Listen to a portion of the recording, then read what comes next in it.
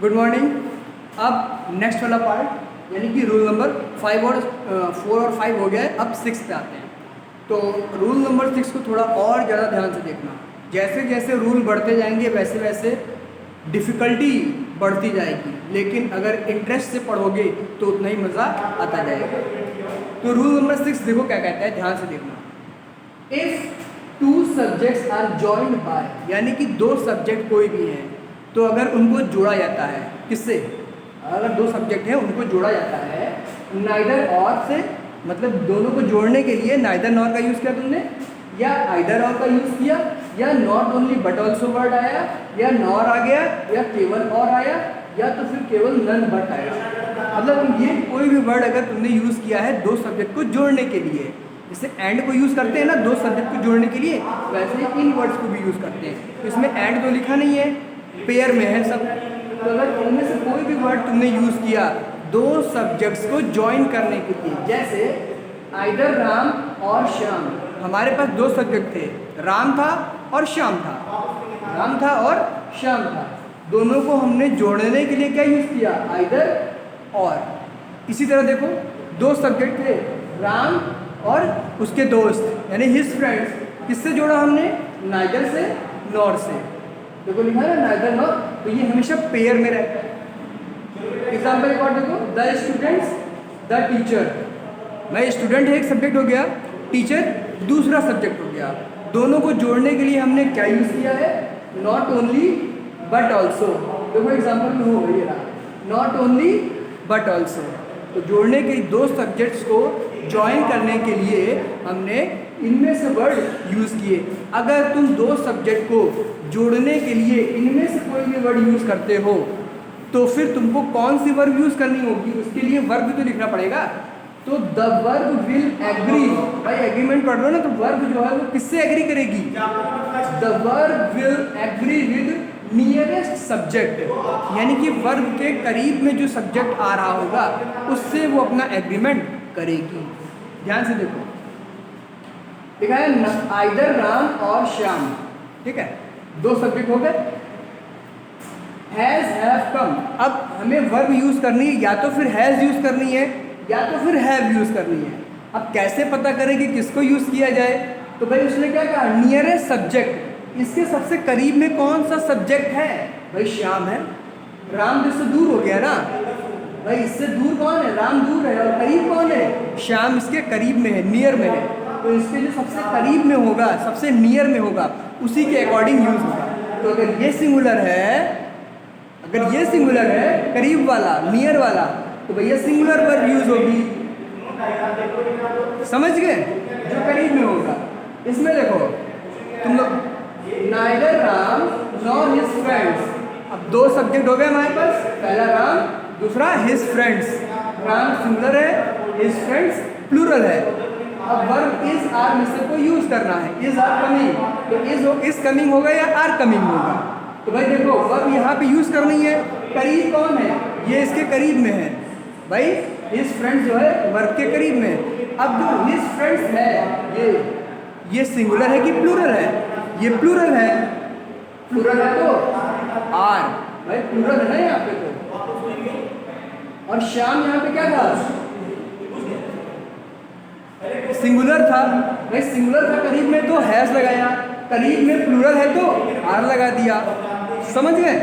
ऐसे ही ये वाला भी है। देखो इसमें नॉट ओनली द स्टूडेंट्स, ना केवल विद्यार्थियों ने, बट ऑल्सो बल्कि the teacher has have fallen ill, has have fallen इल।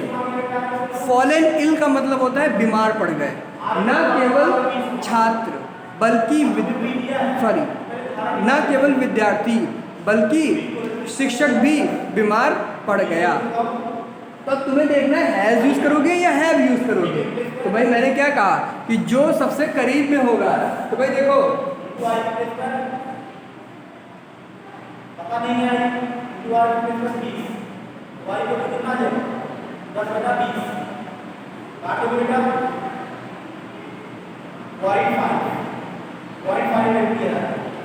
भाई ये प्लूरल है, तो देखो लिखा है द स्टूडेंट्स, एस लगा हुआ है यानी कि प्लूरल है। यहाँ लिखा है द टीचर, एस नहीं लगा है यानी कि ये सिंगुलर है। तो हैज हैव में से कौन सा यूज करेंगे भाई? जो इसके करीब में होगा वही यूज करेगा। भाई जहाँ पे ये वर्ड आ जाते हैं वो कहता है कि मेरे करीब वाला यूज करो, तो इसके करीब में कौन है? टीचर है। टीचर सिंगुलर है तो हैज पे टिक कर दोगे। समझ गए कि नहीं समझ गए? अगर तुमने इनमें से कोई भी वर्ड यूज किया है, कौन कौन से? नाइदर नॉर, आइदर और, not only but also, nor और, नन बट, इनमें से कोई भी वर्ड यूज किया है दो सब्जेक्ट को जोड़ने के लिए, तो भैया जो सबसे करीब में सब्जेक्ट होगा उसी के अकॉर्डिंग वर्ब लगेगी। राम और श्याम दो सब्जेक्ट थे, इनको मिटा दे।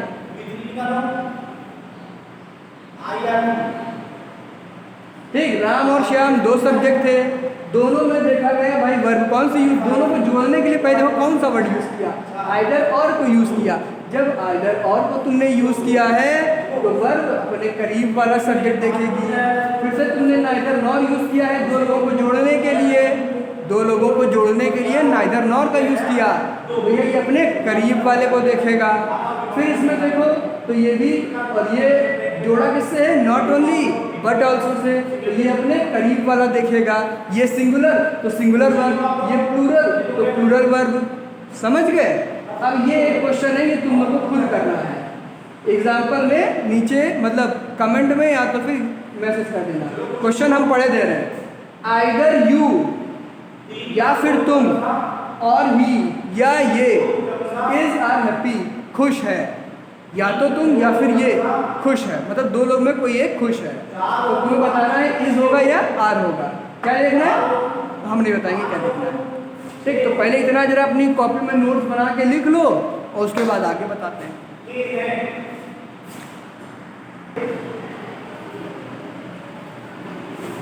अब बच्चों रूल नंबर 7 पे आते हैं। तो रूल नंबर 6 तक अच्छे से समझ में आ गया होगा। रूल नंबर 7 बहुत ही आसान सा है, थोड़ा सा रटना पड़ेगा लेकिन है अच्छा।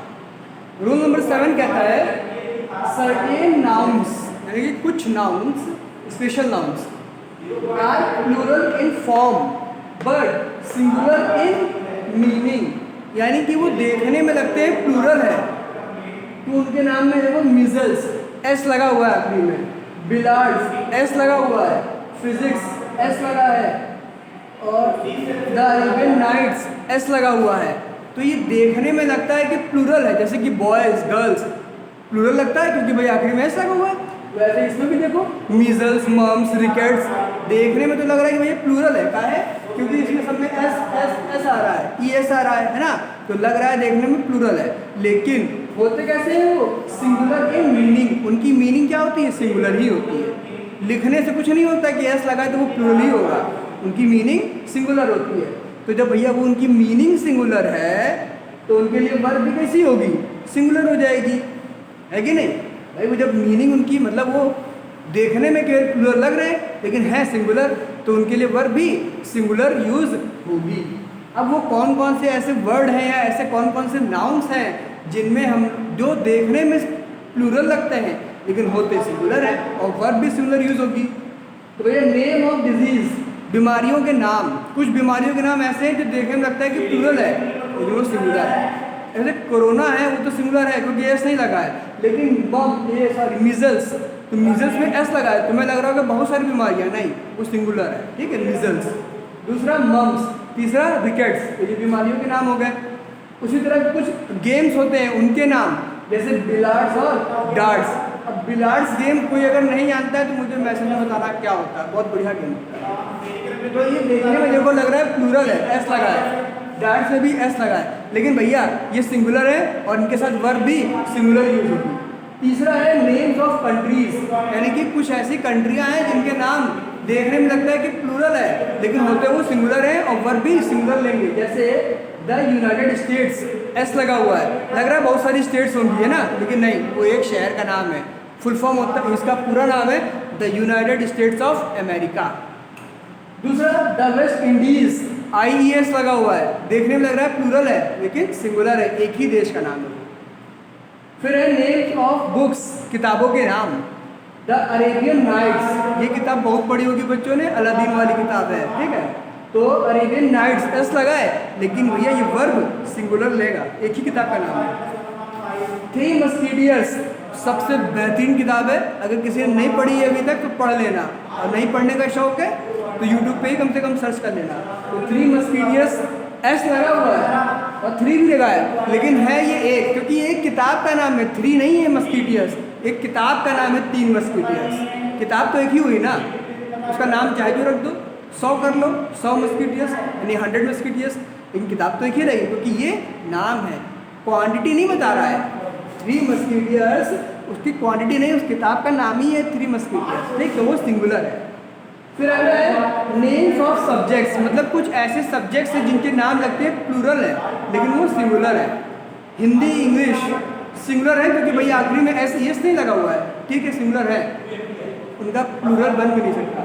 फिर इनका फिजिक्स देखो एस लगा है, इकोनॉमिक्स एस लगा है, सिविक्स एस है, पॉलिटिक्स एस है, तो इन सब में एस लगे हुए हैं। देखने में तो लग रहा है कि प्लूरल है लेकिन ये सिंगुलर है, वर्ब भी सिंगुलर लेंगे। अब मेरा एक सवाल है तुम लोगों से, आंसर देना उसका, अगर क्लास में होते तो बढ़िया से अच्छे से बताते, अब ऑनलाइन सुनो। देखो एक चीज़ गौर करो, ICS ICS ICS और इसमें भी ICS, इसमें भी ICS, तो इस ICS का मतलब क्या है बताना मुझे, ठीक। खैर अब एग्जाम्पल पे आते हैं अपने, वो तुम्हें मैसेज करके बताना पड़ेगा, नहीं बता पाओगे तो हम बताएंगे। लिखा हुआ है मैथमेटिक्स, ऐसा लगा है ना, is are an interesting subject, गणित जो है वो एक बहुत ही रुचिकर विषय है। तो बताओ इस लगेगा या आर लगेगा? देखने में तो लग रहा है कि एस है तो प्लूरल होगा, लेकिन ऐसा नहीं है, क्यों? क्योंकि नेम ऑफ सब्जेक्ट सिंगुलर होता है और सिंगुलर वर्ब लेता है, तो इस पे टिक लगाओगे। पॉलिटिक्स एस लगा हुआ है लेकिन तुम सिंगुलर पे टिक लगाओगे। लिखा हुआ रिकेट्स, बीमारियों के नाम देखो, रिकेट्स यहाँ आ रहा है ना, नेम ऑफ डिजीज कैसा लेगा, सिंगुलर वर्ब लेगा, तो यहाँ भी इज आएगा। मतलब ये ऐसे वर्ड हैं जो देखने में लगते हैं प्लूरल लेकिन होते हैं सिंगुलर, और इनके साथ वर्ब भी यूज होती है सिंगुलर। इतना कॉपी में लिख लो, अभी देखो आगे फिर बता रहे हैं।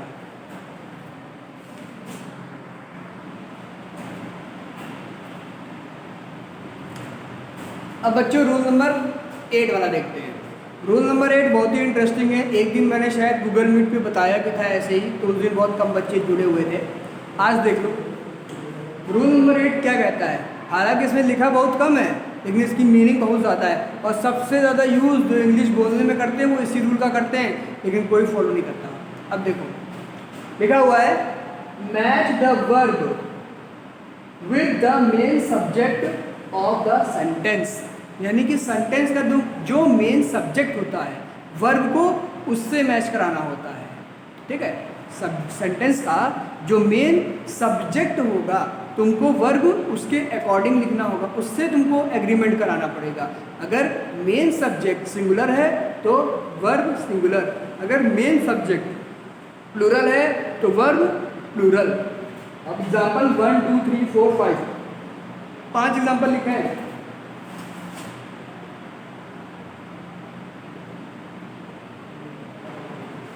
इसमें से 4 और 5 वाला तुम लोगों को खुद करना है। हाँ 5 वाला बहुत बड़ा लग रहा होगा ना, 2 लाइन का, लेकिन यही सेंटेंस है। वो राम श्याम और सीता वाली इंग्लिश बहुत बेकार है। अब देखो समझा रहे समझो। देखा है the quality of apples is are good. अब तुम खाली इतना मुझे बता दो कि इसमें सब्जेक्ट क्या है, बहुत परेशानी होगी सब लोग को। देखो इसमें सबको देख के लग रहा होगा कि यहाँ पे एप्पल्स लिखा हुआ है, यानी कि बहुत सारे सेब हैं, है ना, बहुत सारे सेब हैं, प्लूरल है।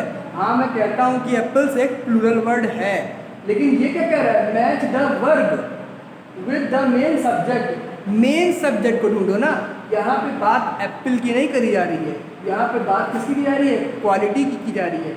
द क्वालिटी ऑफ एप्पल्स, सेबों की गुण, सेब के गुण यानी कि क्वालिटी बहुत अच्छी है, तो यहाँ इज आएगा, क्योंकि जो मेन सब्जेक्ट है वो क्वालिटी मेन सब्जेक्ट है, ना कि एप्पल्स मेन सब्जेक्ट है। तो हमें देखना होगा कि मेन सब्जेक्ट यानी कि मेन बात किसके बारे में कर रहा है, वो क्वालिटी के बारे में कर रहा है, सेब की बात ही नहीं कर रहा है, वो सेब की क्वालिटी के बारे में बात कर रहा है। ठीक, क्वालिटी का मतलब सेब बहुत लाल है, सेब बहुत मीठा है, सेब बहुत ताज़ा है। ठीक है, तो एप्पल तो अलग हो गया, उसकी क्वालिटी के बारे में बात हो रही है। तो मेन सब्जेक्ट क्या है हमारा? क्वालिटी है। तो जो क्वालिटी है वो सिंगुलर है, तो फिर वर्ब भी सिंगुलर आएगी। ठीक, अब अगला देखो लिखा हुआ है he and not his parents is are guilty. Guilty का मतलब होता है गलत होना। तो वह और ना तो उसके घर वाले गलत हैं, तो यानी कि जब वो नहीं गलत है तो उसके घर वाले भी गलत नहीं है। ठीक है, तो मेन यहाँ पे सब्जेक्ट जो है वो ही है, क्योंकि उस लड़के के बारे में बात कर रहे हो, वो लड़का उसके परिवार वाले गलत नहीं है। तो मेन तो वो लड़का ही हुआ ना, तभी तो उसके परिवार उससे जुड़ा हुआ है। मेन लड़का है तभी उसका परिवार उससे जुड़ा हुआ है, तभी तुम उसकी बात कर रहे हो। हम तुम बच्चों को जानते हैं तभी तुम्हारे पेरेंट्स को जानते हैं। ठीक है, तो यहाँ पे ही आना चाहिए, समझे। अगला क्वेश्चन दिया है the price of the books were very high. अब शायद समझ में आ गया होगा किसके बारे में बात हो रही है, या बुक्स के बारे में बात नहीं हो रही है। बुक्स प्लूरल है, वॉज या वर यहाँ नहीं आएगा भैया, यहाँ ये डिपेंड करेगा प्राइस के ऊपर। बात कर रहे हैं किताबों की दाम के बारे में, किताबों के दाम के बारे में। The price of the books यानी कि बुक्स के जो प्राइस हैं, बुक्स के जो दाम हैं वो बहुत ही हाई हैं, तो यहाँ पे वॉज रहेगा। अगर यहाँ पे हो जाता प्राइसेस एस कर देते तो वर यूज़ करते, क्योंकि ये प्लूरल तो यहाँ भी प्लूरल, अगर ये सिंगुलर तो यहाँ भी सिंगुलर। तो हमको मेन सब्जेक्ट ढूंढना होता है, ना कि जो पड़ोस में लिखा उसको देखो। एप्पल्स, पेरेंट्स और बुक्स देख करके कभी भी वर्ब मत लगाना, ये देखना कि मेन सब्जेक्ट क्या है। बोलते टाइम अगर कोई बोला होता, अगर अभी मैं ना बताता, सेंटेंस देता, तो शायद आधे ज़्यादा लोग इसे प्लूरल वर्ब भी यूज़ करते, है कि नहीं। अब तो कोई इस वाले में क्या करना है, देखा है द क्वालिटीज़। अच्छा, ये तुम लोगों को खुद करना है ना, सेंटेंस पढ़े दे रहे हैं, ये तुम लोगों को खुद करना है। The qualities of apple is are good. देखो यहाँ क्वालिटीज़ लिखा हुआ है और यहाँ केवल एप्पल लिखा हुआ है, वही सेंटेंस है, मैंने बदल दिया थोड़ा सा। फिफ्थ वाला क्वेश्चन बढ़िया है। फिफ्थ वाले क्वेश्चन में ये तो चूज़ करना ही है कि हैज़ आएगा या हैव आएगा, साथ में मुझे ये भी बताना पड़ेगा, मतलब इसको एक्सप्लेन भी करना पड़ेगा आपको मुझे बता के। ठीक है, जो ये क्वेश्चन कर लेगा वो अच्छी बात है, जब स्कूल खुलेगा तो एक चॉकलेट लेना हमसे। क्वेश्चन हम पढ़े दे रहे हैं। The appeal of the victims for the transfer of the cases related to riots to some other states has have been accepted। ठीक है, तो ये पूरा सेंटेंस है, इसको करो। रूल नंबर 8 तक बता दिया है और देख लीजिएगा, बाकी आगे बताएंगे। पहले इतना लिख करके सब कर लो, उसके बाद तब तक के लिए वीडियो देख लेना, अगर हो सका तो अभी गूगल मीट क्लास करा देंगे। ठीक है, और हाँ, एक लड़की का सवाल था कि इसको रब कर रहे हैं, इसका स्क्रीनशॉट ले लो जल्दी से।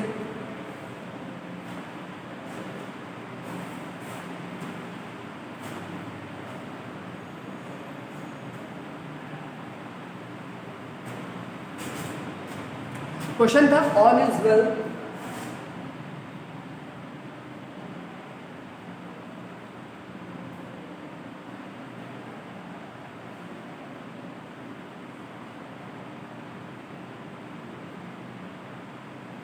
सवाल ये था कि ऑल इज़ वेल सही होगा या ऑल आर वेल सही होगा, क्योंकि देखने में लग रहा है ऑल का मतलब तो होता है सभी, यानी कि प्लूरल, तो उसके साथ में वर्ब सिंगुलर क्यों यूज़ हो रही है। देखो यहाँ पे ऑल इज़ वेल का मतलब है सब बढ़िया है, सब का मतलब है जितनी भी आपकी कंडीशन है उन सब के बारे में वो बात कर रहा है। जैसे मान लो कि इंसान है,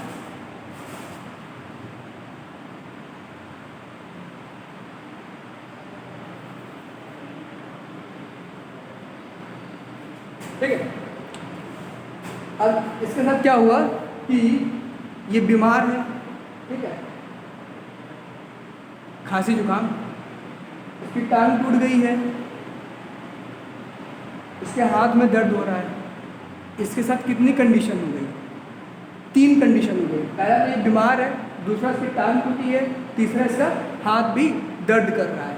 तो ये तीनों कंडीशन हो गई ना, यानी कि उसकी हालत कैसी है? खराब है। तो हालत कैसा वर्ड है? सिंगुलर वर्ड है। अब ये कहें कि उसकी हालत कैसी है? वो बढ़िया है, मतलब कुल मिला के बात करो ना, वो पूरा सही है। तो ऑल इज वेल, क्योंकि वो उस पूरी कंडीशन की बात कर रहे हैं, उसकी जितने भी हालात हैं वो कैसे हैं? वो सही हैं। समझे कि नहीं समझे? उसके जितने भी हालात थे वो कैसे हैं? सारे हालात मिला करके बता रहे हो कि वो सब सही हैं। तो यहाँ पे ये सिंगुलर ही आएगा, देखने में प्लूरल लग रहा है लेकिन है सिंगुलर। अगर ऑल के बाद में या ऑल के पहले कुछ और भी नाउन लिखा होता, मतलब तुम ये भी बता रहे होते कि कौन कौन सी चीज़ एक एक को अलग अलग डिफाइन कर रहे होते, यहाँ पे हमने सबको एक साथ ले लिया। टांग टूटी, हाथ दर्द करना और बीमार होना, हमने इसको एक चीज़ मान ली है, उसको हम कह रहे हैं ऑल इज वेल। अगर हम ये अलग अलग बताते, उसकी टांग, उसका हाथ और उसकी बीमारी सब सही है, तो आर लिखते, क्योंकि तब तुम तीन चीज़ की बात कर रहे होते, यहाँ तुम सबकी बात कर रहे हो, सबको एक मान की बात कर रहे हो। समझ में आया? तो अगर अभी भी कन्फ्यूजन है तो पूछ सकते हो, यहाँ पे इज सही है, आर नहीं, इसके बाद कुछ और नहीं लिखा हुआ है ऑल के आसपास, ठीक है।